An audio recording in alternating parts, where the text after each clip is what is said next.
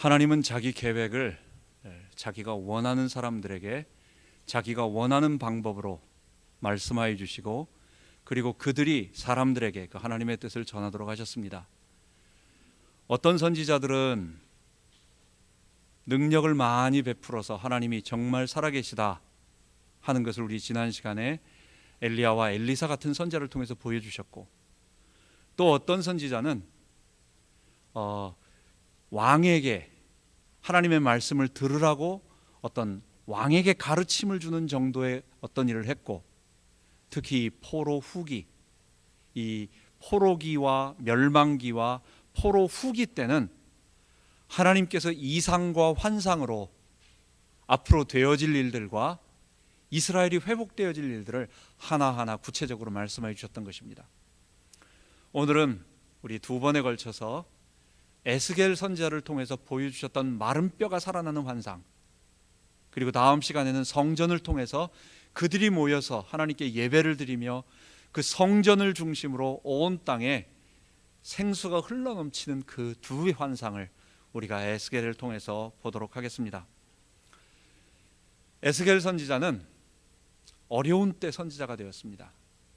좋은 시절 많이 있었지만 에스겔 선지자가 사역을 하고 태어난 때는 아마 요시야가 태어나고, 그리고 요시야의 부흥기를 어려서 맛을 봤고, 그리고 그가 사역을 막 시작한 것은 바벨론 2차 포로, 요시야 죽고 나서 605년에 바벨론 1차 포로 때 다니엘과 엘리야 김이 잡혀가고, 두 번째 포로 될 때에, 그게 597년입니다.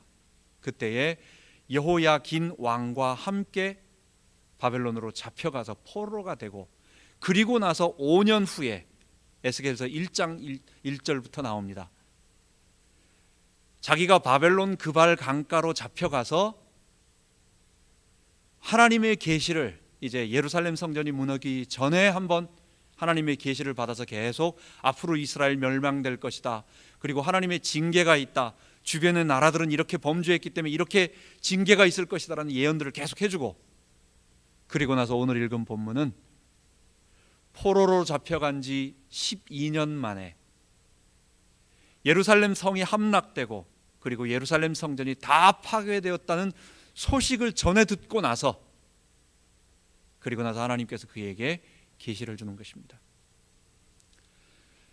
에스겔은 지금 어디 있느냐? 포로로 잡혀가 있는 그 바벨론의 그발이라고 하는 한 그 강가 곁에서 포로 생활을 하면서 백성들과 함께 있어요.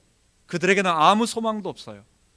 하나님은 그 이스라엘이 멸망하기 전에는 에스겔을 통해서나 이사야를 통해서나 아니면 예레미야를 통해서 계속 앞으로 멸망할 것이니까 준비해라. 이 멸망할 것이니까 준비하라는 말이 뭐예요? 너 멸망할 거니까 잘됐다라고 하나님이 이러는 것이 아니라 빨리 회개하라. 그 회개를 얘기하고 있는 거예요. 회개해라. 너 멸망, 하나님이 진노의 잔을 부을 건데 그 전에 빨리 회개해라. 그러니까 살리기 위해서 혼을 내면서 무서운 말을 하면서 경고를 하지만 그거는 살리기 위해서. 그런데 이미 징계가 시작되고, 그리고 이미 그들에게 채찍이 내렸을 때는 어떻게 되느냐? 하나님은 그러면 이제 너희들 하나님이 살릴 거다라고 하는 회복의 메시지, 하나님께서 에스겔을 통해서 주시는 것입니다. 그래서 오늘 제목은 내가 생기를 불어넣으리니 너희가 살리라.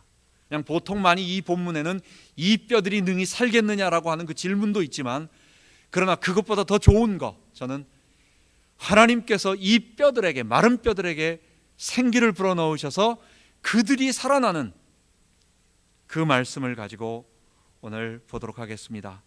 첫 번째입니다. 2절에 보면 하나님께서 에스겔에게 포로로 잡혀간 지 5년 만입니다.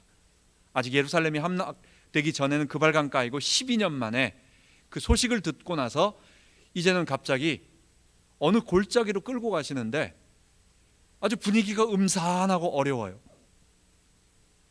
온 지천에 해골이 있는 것입니다. 뼈가 있는 것입니다.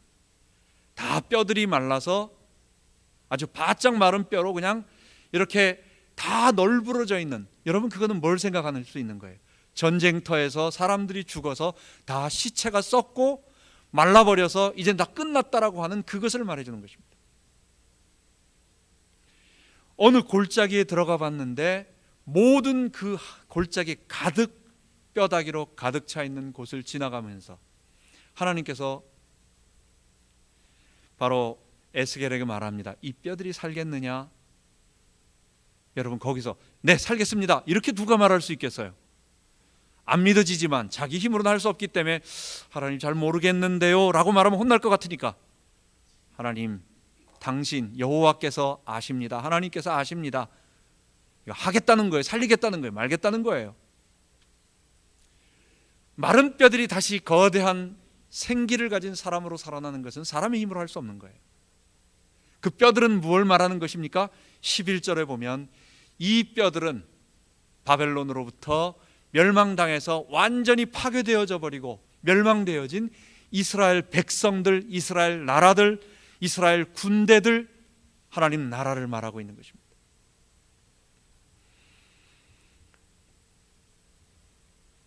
(11절에) 보면 이 뼈들은 이스라엘 온 족속이라 그들이 이르기를 우리의 뼈들이 말랐고 우리의 소망이 없어졌으니 우리는 다 멸절되었나이다. 바벨론의 포로로 잡혀가서 모든 지역으로 다 흩어졌어요.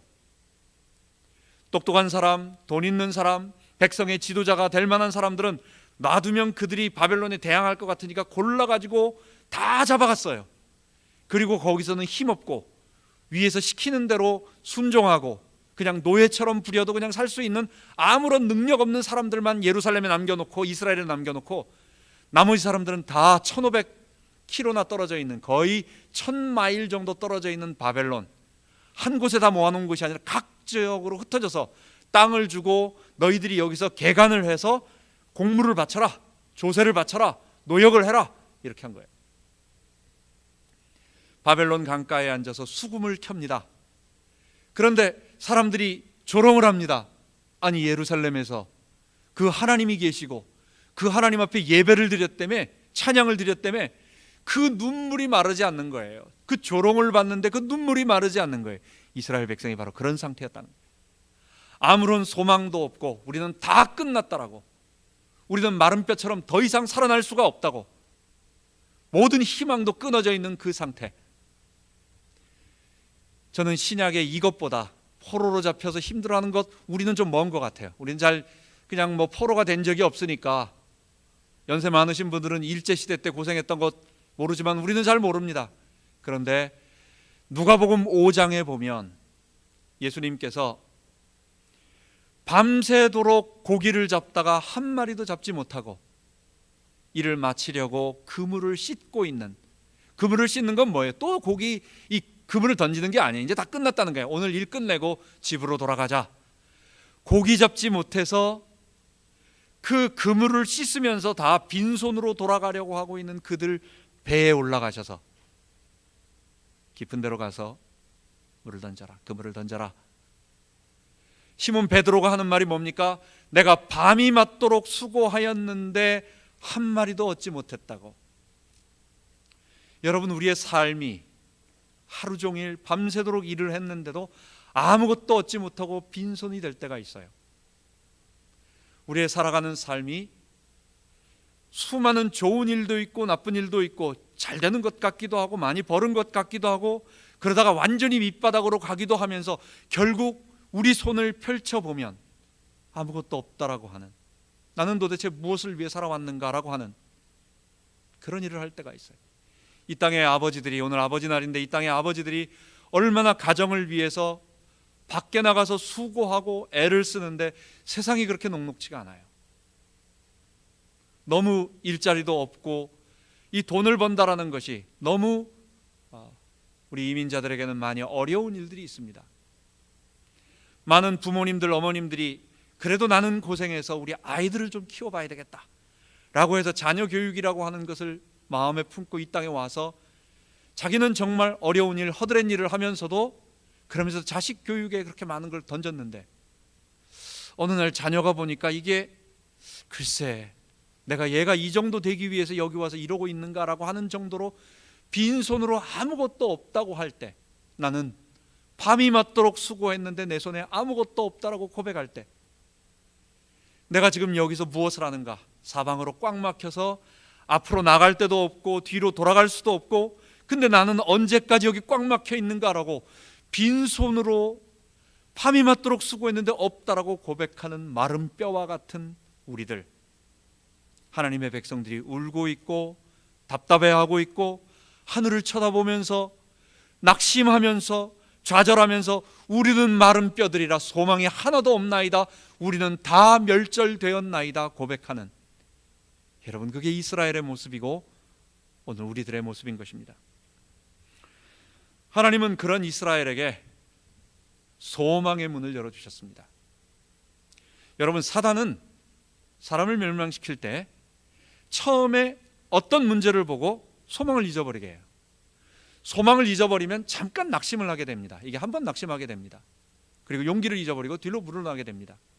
그런데 이것이 거기서 끝나는 것이 아니라 사탄은 자꾸만 하나를 주면 두 개를 땡기고 들어와요. 그리고 자꾸만 안으로 밀고 들어오는 것입니다. 그래서 마지막에는 이 소망 자체를 완전히 끊어버리는 거예요. 끊어버려요. 더 이상 소망 자체가 없다, 나는 아무런 희망도 없다라고 잠깐 낙심하고 잠깐 정신을 못 차리고 이런 게 아니라 나중에는 완전히 힘을 잃어버리고 하나님 바라보지 못하고 마지막에는 그것이 사망에게, 사단에게 잡히는, 절망에 빠져서 어느 철학자가 말하는 것처럼 죽음에 이르는 병, 마지막 나는 아무것도 안 된다라고 하는 거기까지 가도록 사단은 그렇게 만드는 것입니다. 마른 뼈 같은 이스라엘이 바로 그런 상황이었습니다. 그런데 하나님이 바로 그들에게 생기를 불어넣으신다는 것이었습니다. 하나님은 마른 뼈들에게 생기를 불어넣어 살게 하셨습니다. 에스겔에게 말하기를 이 뼈들에게 대언해서 다시 살아나라라고 말하라고 하나님의 말씀을 사람에게 대언을 시킵니다. 그랬더니요, 주변에 다 흩어져 있던 마른 뼈들이, 이게 여기저기서 시체가 이렇게 남아있는 게 아니라 아주 다 썩어서 다 부러져서 다 끊어져 있는 뼈들이 여기저기서 조각을 맞추면서 살아나기 시작합니다. 성경에는 그것을 표현하기를 살이 붙고 뼈들이 들어 맞춰지고 그 다음에 힘줄이 생기고 거기에 살이 덮이더니 가죽이 덮였다, 우리 사람 가죽, 피부가 생겨났다, 그래서 다시 살아있는 듯한 사람의 형체를 갖춘다는 것입니다. 여러분, 하나님이 지금 사람아 살아나라고 얘기했더니 지금 좀비가 때가 돼서 일어나는 게 아니에요. 여러분, 좀비는 뭡니까?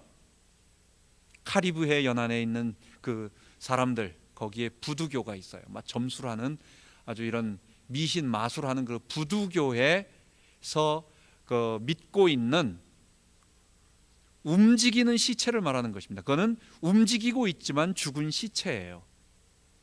하나님의 군대가 살아나는 것은 하나님께서 완전히 죽어있는 그 뼈다귀들이 다 하나로 완전한 사람이 되고 거룩한 사람이 되고 생기가 있는 사람이 되고 따뜻한 열기가 있으면서 하나님의 형상이 나타나는 거룩한 사람이 되어서 그 아름다운 사람들이 큰 군대를 이루어서 사는 것입니다. 창세기 2장 7절에 보면 하나님이 흙으로 사람을 창조하시고 사람의 형태를 다 만드셨어요. 근데 그게 살아난 게 아니었어요. 뭐가 하나 빠졌죠? 여호와 하나님이 흙으로 사람을 지으시고 그 코에 생기를 불어넣으시니 사람이 생령이 된지라. 사람은 하나님의 형상을 가지고 있습니다. 그 하나님의 형상이 뭐예요? 하나님이 내 안에 계신 거예요. 하나님의 생기라고 하는 것은 호흡을 말하고 루아흐를 말하고, 그것이 하나님의 호흡, 그게 바로 하나님의 영, 성령이라고 말할 수 있어요. 하나님의 영, 하나님이 우리 안에 거하심으로 말미암아 우리가 하나님과 함께하며 순종하며 그분의 거룩함이 나타나는 그 모습, 내게 나타나고 있는 하나님의 거룩한 모습, 이걸 가르쳐서 통칭해서 우리는 하나님의 형상이라고 말해요. 마찬가지로 마른 뼈가 되어서 다 죽어있는 사람들에게 하나님께서 하나님의 생기를 불어넣으시니까 형태는 다 갖추고 있는데 아직 그들이 살아서 움직이는 그건 아니었어요. 그들에게 하나님의 생기야 들어가라, 하나님은 우리 속에 하나님의 생기를 불어넣으시기를 원하십니다. 움직이지 못하고 그럴듯하지만 아직 그래도 모습이 반쯤 갇혀 있고, 그래도 죽은 건 아닌 것 같고, 그래도 하나님의 모습은 있고 하나님의 군대처럼 능력은 있는 것 같은데 아직 움직이지 못하고 있는 우리에게, 아직 뭔가 잡혀서 아직도 절망 가운데서 아직도 하나님의 일을 거룩하게 하지 못하는 우리에게 하나님은 먼저 말씀으로 힘을 주시고 그리고 나서 생기를 불어넣으시기를 원하시는 것입니다. 여러분과 저의 속에 하나님의 성령으로 충만해서 하나님이 우리를 다스릴 때 오시는 성령의 충만함을 받기를 원합니다. 그때 우리가 다 살아나는 것입니다.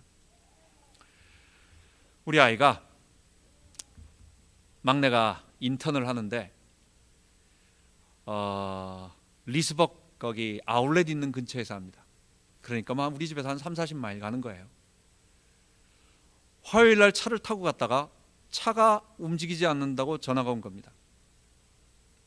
시동을 걸었는데 이게 미션이 락이 걸려가지고 작동이 안 되니까 이걸 가지고 1시간 동안 계속 왔다 갔다 했는데 안 열리는 거예요.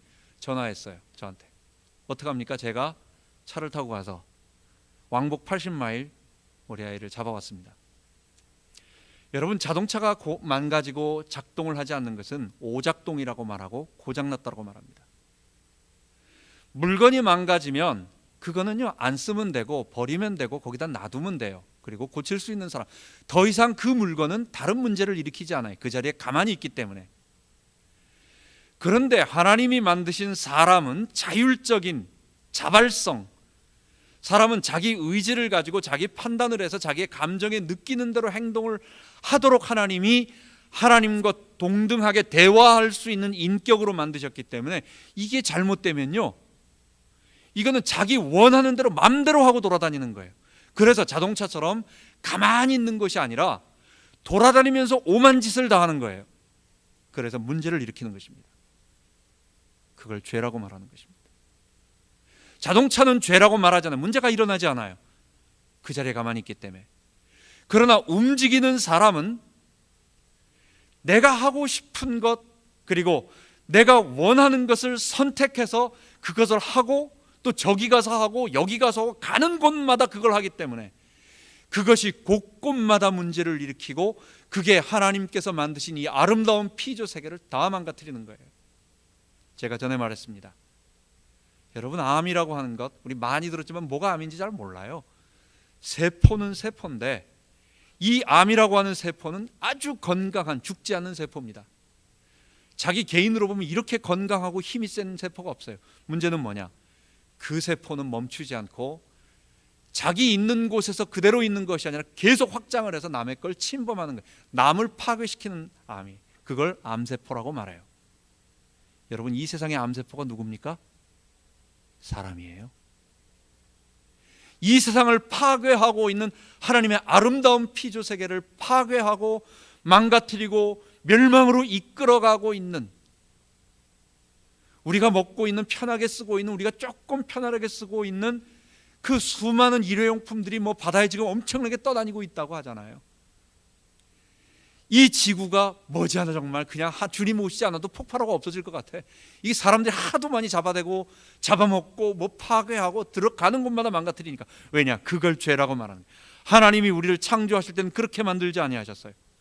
거룩하게 하나님이 원하시는 것만 하고 다른 생물들이 살아날 정도로 돕는 일을 하는 의롭고 거룩하고 아름다운 하나님의 형상의 일들을 하게 되었는데, 사람이 자기 주인 돼서 내 스스로 살겠다라고 판단하고 나서부터, 자기 주장을 하고 나서부터 그걸 사람들을 죽이고 지구를 파괴하고 하나님을 대적하는 죄라고 하는 하나의 단어로 정리하는 것입니다. 이것 때문에 사람들이 자기 죄 때문에 전부 다 마른 뼈가 된 것입니다. 우리가 가고 있는 삶의 모든 고통들, 아픔들, 눈물들, 다른 사람의 아픔도 있고 다른 또 아담의 범죄로 인하여 이 세상에 고통이 오는 것도 있지만, 결국은 나의 잘못된 판단, 나의 죄의 욕심, 내가 원하는 잘못된 한 가지 어떤 그런 것 때문에 오는 죄악도, 고통도 우리에게 많이 있는 것입니다. 하나님께서 우리에게 말씀하십니다. 생기가 들어갈 때, 하나님의 생기가 우리 안에 들어올 때는 어떻게 되는 거예요? 여러분, 하나님은 원하지 않는데 두들겨 부수고 와서 정복하는 분이 아닙니다. 하나님은 나와 대화하기를 원하세요. 나와 인격적으로 교제하기를 원하세요. 우리가 강아지하고 대화합니까? 그거는 그냥 내가 사랑하고 쓰다듬어주고 내가 이렇게 해주는 거지, 나와 동등한 입장에서 걔 의견을 물어보고 너 오늘 뭐 먹고 싶니? 원하는 것 가서 사다 주고 뭐 이런 거 아니에요. 하나님은 사람에게 어떻게 대우하세요? 피조물로, 짐승으로 대우하는 게 아니에요. 원하는 것 다 물어보시고 너가 자발적으로 너 스스로, 그래서 인격적인 대화의 상대로 원하시는 것입니다. 이런 우리가 우리 자신을 내어놓지 않으면, 내 주도권을 내어놓지 않으면, 내가 주도권을 가지고 죄의 본성으로 자기 주인 되어서 살아가는 이 삶의 모든 것이 만들어낸 게 뭐예요? 결국 마지막 도달하는 게 마른 뼈, 그거 되는 거예요. 소망이 하나도 없이 결국은 멸망에 내 삶에서도 나타나고 마지막 우리의 결과로도 나타나는 것입니다. 그런데 주님은 우리에게 생기를 불어넣으시기를 원해요. 그 생기는 뭐냐? 하나님께서 내 안에 주인으로 오셔서 왕이 되어 주시기를 원하시는 것입니다. 그래서 하나님은 내가 경외할 분, 하나님은 나의 창조자, 나의 경배의 대상, 우리 아버지, 그걸 자발적으로 고백해서 무릎 꿇고 그분에게 경배하기를 원하시는 것입니다. 그때 우리가 살아나요. 그게 범죄가 없어지는 거예요. 그게 죄 용서받고 의로움이 우리를 덮이는 거예요.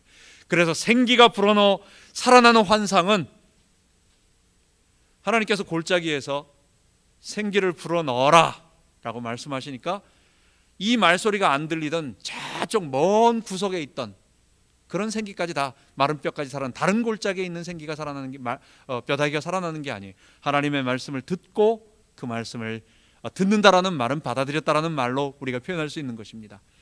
결국은 우리의 십자가의 못 박힘과 예수의 주되심을 고백하며 하나님의 영에 굴복하는 것이 필요한 것입니다. 그때 하나님께서 우리를 살리시는 것입니다. 마지막 세 번째, 하나님께서 13절에 너희가 나를 여호와인 줄 알리라 라고 말씀하여 주셨습니다.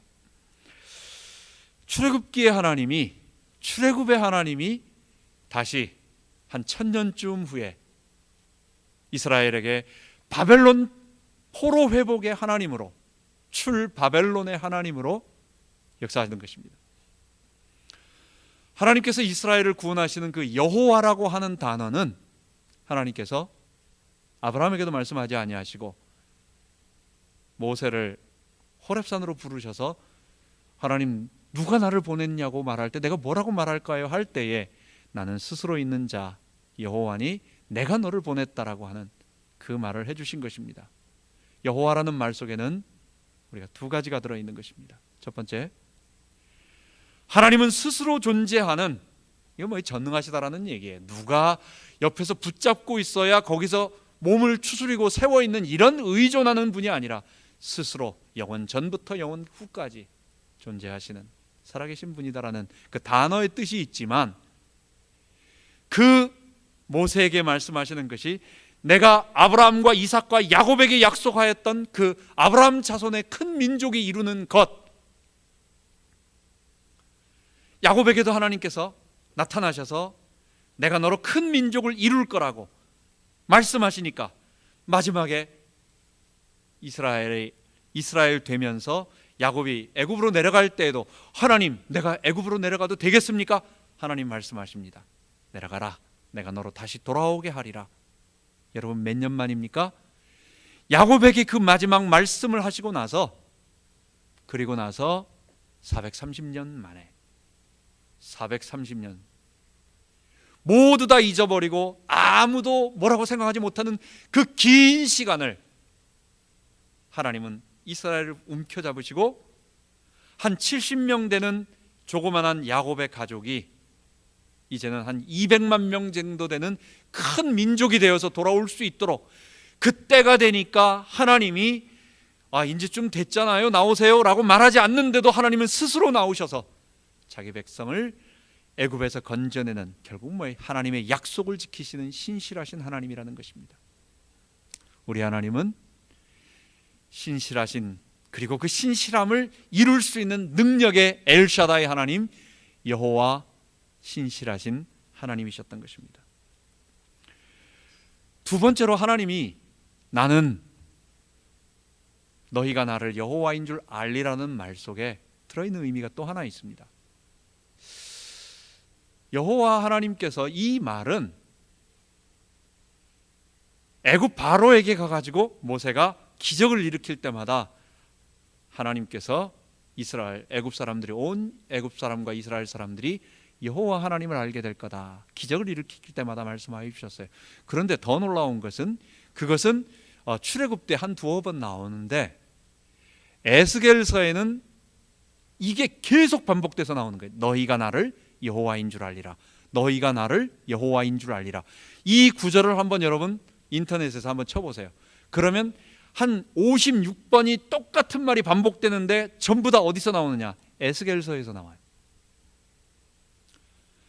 멸망에 빠져가지고 마른 뼈처럼 다 말라서 아무 소망이 없다, 살 소망이 없다라고 절망하고 있는 그들에게 하나님이 하시는 말씀, 내가 여호와인 줄 알 거야 너희들이. 이 말 속에 뭔 말이 들어있는 거예요?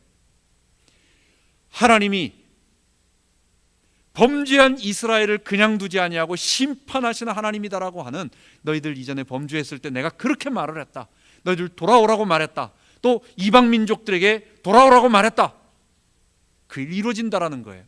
너희가 나를 여호와인 줄, 심판하는 하나님인 줄 알아라. 두 번째, 그렇게 끝나지 않아요. 그런데 자기 백성 이스라엘은 하나님께서 돌이키시겠다고 하는 그 회복의 하나님, 구원의 하나님인 걸 또 너희가 나인 줄 알리라. 그러시면서 그분은 정말 출애굽기의 능력처럼 불가능했던 우리의 모든 상황을 다 뒤흔들어서 생기를 일으키시는 살아계신 하나님이라고 하는 것 말씀하여 주셨어요. 여러분과 저의 삶에서 안 되는 모든 것, 우리에게 이거 언제쯤 끝납니다라고 말하면 그때까지 참을 수 있겠는데, 그잖아요. 이 끝을 안 보여주잖아요. 그게 어려운 거예요. 군대는 제대할 날짜가 있으니까 거꾸로 매달려도 간다고 하지만 이 제대 날짜가 없으면 이거 못 사는 거예요. 이거. 그런 하나님, 그런 절망에 있는 사람들에게 하나님이 말씀을 주시는 것입니다. 너희가 나를 여호와인 줄 알리라. 생기를 불어넣어 살아나게 하신다는 것이었습니다.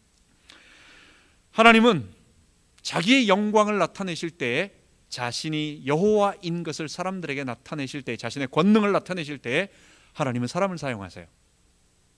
그런데 사람을 사용하시는 방법은 놀랍게도 그 사람이 완전히 자기 손을 들고 항복할 때까지 만들어 놓으신 다음에 쓰십니다. 이것은 하나님이 영광을 빼앗기기 싫어서라는 말이 좀 이상합니다. 하나님을 빼앗으면, 사람이 빼앗으면 하나님이 영광을 빼앗깁니까? 하나님이 이거 내가 가져갑니다라고 가져간다고 해서 하나님이 영광을 빼앗기는 거예요? 그런 게 아니에요. 하나님의 일을 하고 나서 그 사람이 하나님의 영광을 가르쳐서 교만하면 그 사람은 죽어요. 하나님의 일은 일어나고 하나님의 백성은 구원받고, 그리고 하나님의 영광, 하나님이 이 일을 하셨구나라고 영광은 드러나지만 그 일을 한 사람은 죽어요.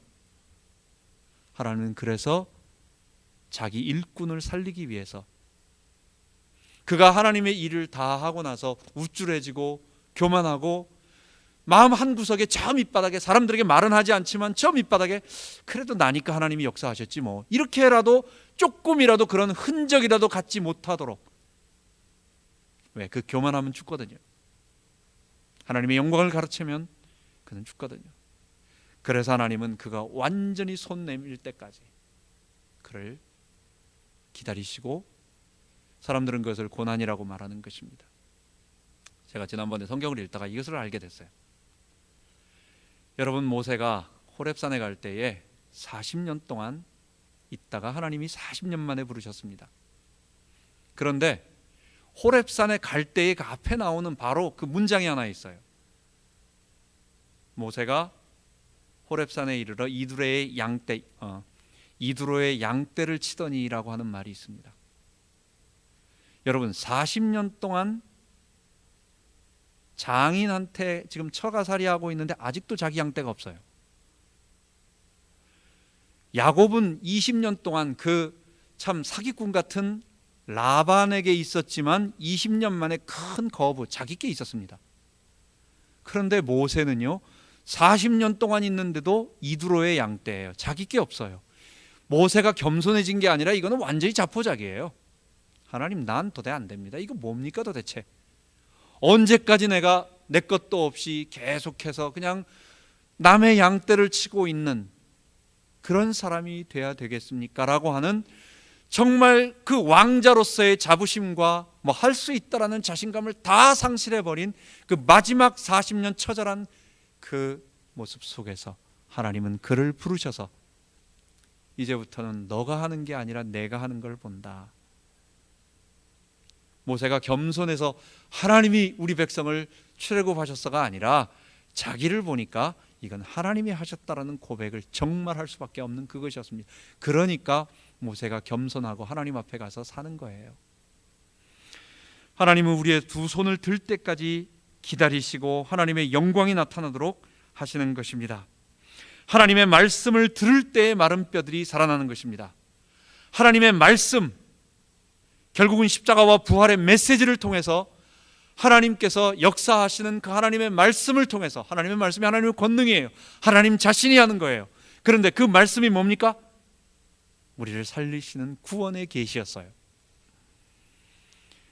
소망이 없는 우리들이 살아나는 유일한 길은 그냥 사람들의 위로의 말이 아니라 내가 누구고 하나님이 지금 어떤 분인 줄 알고 그분 앞에 엎드려 경배하며 무릎 꿇을 때 오는, 그리고 그 십자가와 부활을 통해서 얻게 되는 구원 계시인 것입니다. 이 구원 계시를 하나님은 마지막으로 에스겔에게 대언하라고 하셨습니다. 여러분, 왜 에스겔에게 대언하라고 하셨을까요? 그냥 하나님이 하늘에서 다 살아나라 그냥 하나님이 말씀해 버리시면 되잖아요. 결국은 사람을 살리시는 방법은, 하나님은 특별한 경우에 사람을 그냥 이렇게 구원하시기도 하나님의 방법으로 하시기도 하지만 사람이 없을 때는, 그러나 하나님은 사람을 통해서 하나님의 사람들을 건지시고 구원하시는 것입니다. 그래서 하나님은 우리의 도움이 필요하다, 하나님은 우리가 돕지 않으면 아무 사역도 못한다, 그 얘기가 아니에요. 하나님은 돌을 들어서라도 사람을 살릴 수가 있어요. 그러나 하나님은 돌을 통해서 사람을 구원하신 적이 성경에 없어요. 무슨 말인 줄 아시죠? 하나님은 사람을 통해서, 그리고 그 복음을 받은 사람이 다른 사람에게 십자가와 부활의 도를 전함으로 말미암아 그들도 똑같이 자기가 마른 뼈 된 것이 자기의 주인됨을 말하는 죄 때문임을 알고 십자가에 못 박혀 예수의 주되심을 고백하는 그 일을 할 때에 하나님께서 구원의 길을 열어주신 것입니다. 그 마지막으로 넘어가면서 마지막으로 적용하도록 하겠습니다. 여러분, 마른 뼈와 같은 우리의 답답한 상황이 있습니다. 모든 사람들이 다 마른 뼈와 같이, 여러분과 저와 같이 다 마른 뼈, 이 마른 뼈라는 것은 지금 여러분 신약의 부활을 말하고 있는 게 아니에요. 이거는 하나님이 부활했대 이렇게 할 거다, 지금 그 얘기하는 게 아니에요. 이거는 11절에 정확하게 말하고 있어요. 이 뼈들은 이스라엘 백성이라고 말하는 거예요. 이스라엘이 회복된다. 지금 다 소망 없는 우리는 마른 뼈들이라, 우리는 소망이 없다, 우리는 다 멸절되었다라고 소망이 없어 부르짖고 있는, 탄식하고 있는 이스라엘을 말하는 거예요. 이건 부활 교리를 말하는 게 아니에요. 여러분, 그들의 모습이 바로 우리의 모습 같지 않으세요? 여러분과 저의 삶에서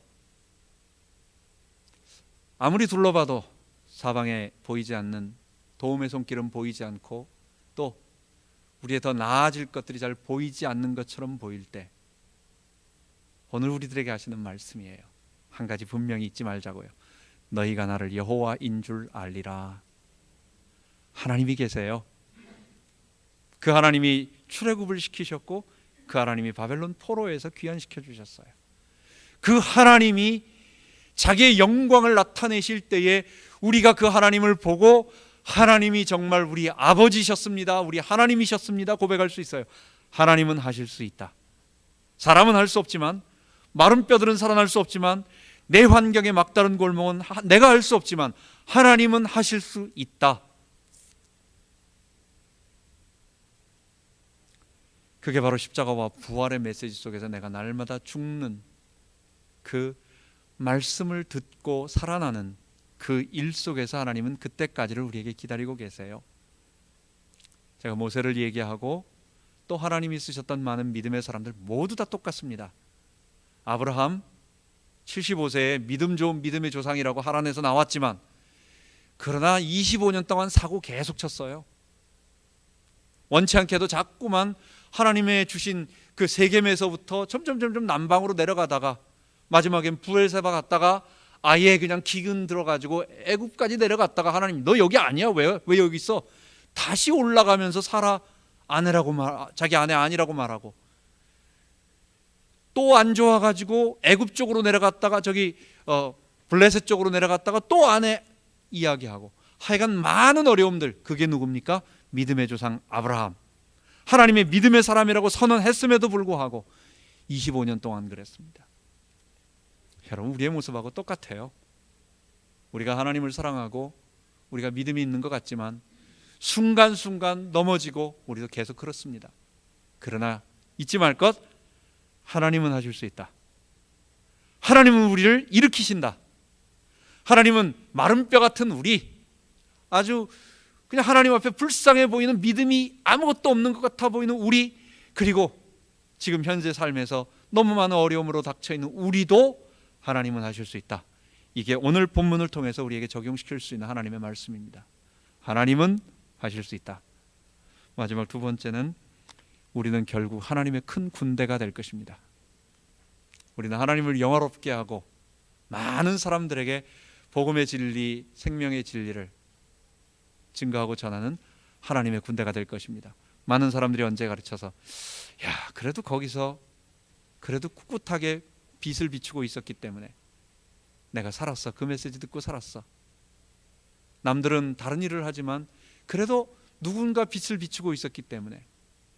제가 전에 언젠가 얘기한 것 같은데, 어떤 두 사람이 이 코스트 가드입니다. 그러니까 대단한 사람, 그 군인들이었어요. 이 사람들이 거기서도 라이프 가드 역할을 하는 사람이, 물속에 들어가서 헤엄을 치면서 사람 건져내는 사람입니다. 둘이 하이킹 비슷하게 해가지고 카누 2개를 타고 나갔습니다. 그래가지고 서로 배를 묶고 이제 나갔는데, 수영 자신 있겠다, 뭐 그냥 바다 그렇게 무서워하지 않는 사람이. 근데 가다가 길을 잃어버린 거예요. 이게 내비게이션 뭐 이게 아니라 그냥 근데 점점 자꾸만 바다 쪽으로 떠내려가는 것 같아요. 이게 강에서 헤엄을 쳤는데 사방이 어두워지면서 껌껌해지면서 이게 점점 바다로 나가는 것 같아. 그래서 어디로 갈 줄 모르겠다는 거예요. 배는 점점 침몰되어가 물이 자꾸 차들어가지고 그러죠. 근데요, 이 사람이 한 사람이 살았어요. 어떻게 됐느냐? 다 포기하고 있는데 저쪽 끝에서 조그마한 그 빛이 하나 보이더래요. 그래도 그쪽을 향해서 자기가 죽을 힘을 다해서 헤엄쳐가지고 그래서 살았다고, 그걸 갖다가 어디 다큐에서 이렇게 말을 하더라고요. 그 아무도 보지 않는 것 같이 평상시에 그 불빛이 무슨 필요가 있겠어요. 그런데요, 생명을 원하고 있는, 하나님이 생명 주시기로 지금 찾고 있고 구원하시기를 원하는 사람에게는 그 조그만한 불빛 같아도요, 칠흑 같을 때는 그게 사람을 살리는 거예요. 여러분과 저의 삶이 그 작은 빛인 줄 믿습니다. 이곳에서 하나님이 우리를 통하여 마른 뼈들을 다 살리게 되는, 우리가 하나님의 군대가 되고 또 더 많은 사람들이 하나님의 군대가 될 줄 믿습니다. 기도합니다. 하나님 아버지, 하나님께서 생기를 불어넣으시면 우리가 다 살아나고 또한 우리가 하나님의 군대가 될 것입니다. 마른 뼈와 같이 아무 소망이 없어 보이는 어떤 우리 개인의 삶이기도 하고 우리 각자 가지고 있는 처지인 것 같기도 합니다. 또 이스라엘의 현실이었습니다. 그런데 하나님은 그들을 다 일으켜 주셨습니다. 아버지 하나님, 이 구원과 회복의 메시지를 우리가 잊지 않고, 또한 우리가 끝까지 하나님의 말씀 속에서 이 생명의 비밀을 체험하며, 그리고 하나님의 영에 붙잡힌 바 되어 그리스도와 연합되어 예수의 주되심을 고백하며 그러기 위해서는 먼저 내가 날마다 십자가에 못 박히며 하나님의 큰 군대로 살아나는 이 축복을 허락하여 주옵소서. 우리 주 예수 그리스도의 이름으로 기도하옵나이다. 아멘.